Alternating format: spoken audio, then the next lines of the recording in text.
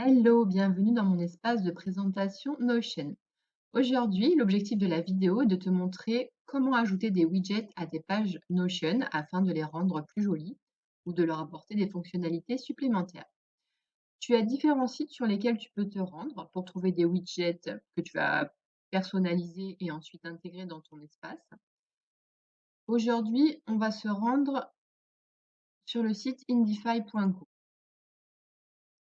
Donc, quand tu arrives sur le site, tu dois d'abord te connecter grâce à ton adresse email. Tu arrives alors sur cette page d'accueil. Donc là, on a une première partie My Widget. Il s'agit de widgets que moi j'ai déjà créés.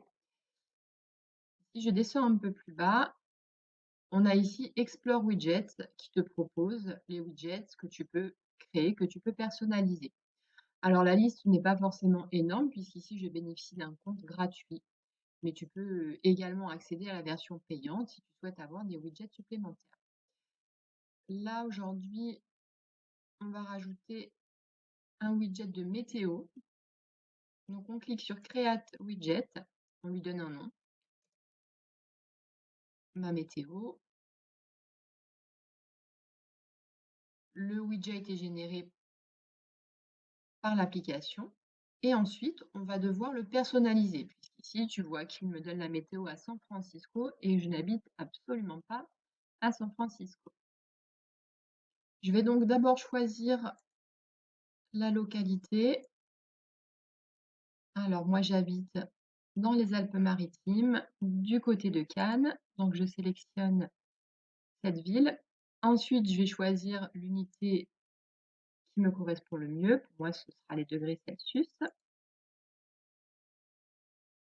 Ici, je choisis le nombre de jours que je veux voir apparaître. Moi, je suis intéressée simplement par la météo du jour, donc je sélectionne 1 dans le nombre de jours.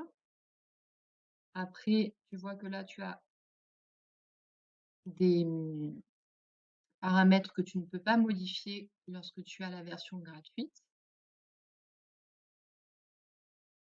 Après, tu as différentes options. Donc là, je te laisserai regarder plus précisément, puisqu'en fonction des widgets, les options vont toutes être différentes. Je vais simplement en regarder deux. Alors, Animate Icons, c'est pour choisir ou non d'animer le petit soleil là qui est là. Tu vois qu'il tourne. Si je décoche, il ne tourne plus. Je peux également choisir la couleur de la police, la couleur d'écriture. Donc, je peux mettre du rose, du jaune, enfin la couleur qui m'intéresse. Une fois mon widget paramétré, il ne me reste plus qu'à cliquer sur le petit symbole qui est ici, qui va me copier le lien du widget. Et je vais aller le coller dans ma page Notion. Me voilà donc de retour dans ma page Notion. Alors je vais enlever le lien qui m'a permis d'aller vers Indify. Et ici, je vais faire un CTRL V pour copier le lien. Et alors là, j'ai le choix entre trois options. Ignorer, créer un aperçu visuel du lien ou intégrer dans cette page.